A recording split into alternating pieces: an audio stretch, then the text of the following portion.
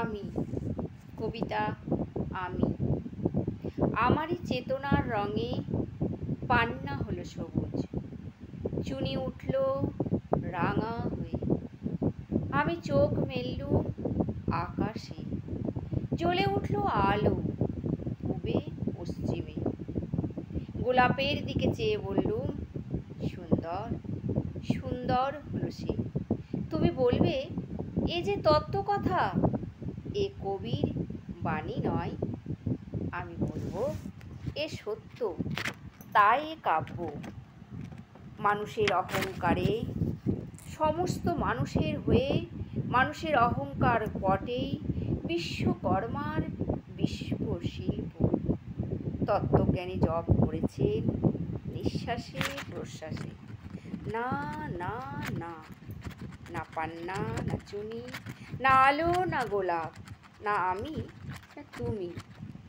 ওদিকে অসীম যিনি, তিনি স্বয়ং করেছেন সাধনা। মানুষের সীমানায় তাকেই বলে আমি।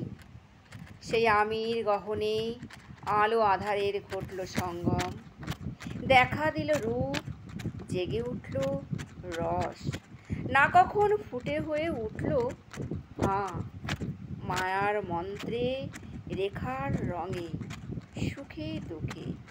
একে বলো না তত্ত্ব, আমার মন হয়েছে পুলকিত।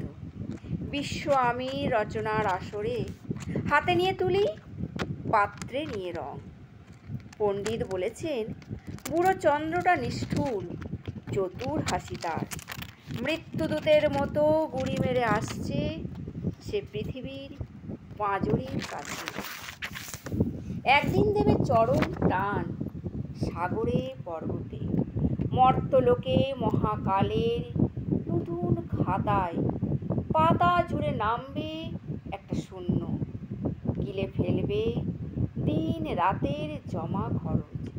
মানুষের কীর্তি হারাবে অমরতার ভার। তার ইতিহাসে লেপে দেবে অনন্ত রাত্রির কালি। মানুষের যাবার দিনের চোখ বিশ্ব থেকে নিকিয়ে নেবে রং।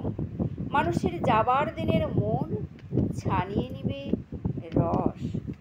শক্তির কম্পন চলবে আকাশে আকাশে, জ্বলবে না কোথাও আলো। বিনাহীন সভায় যন্ত্রীর আঙুল নাচবে, বাজবে না সুর।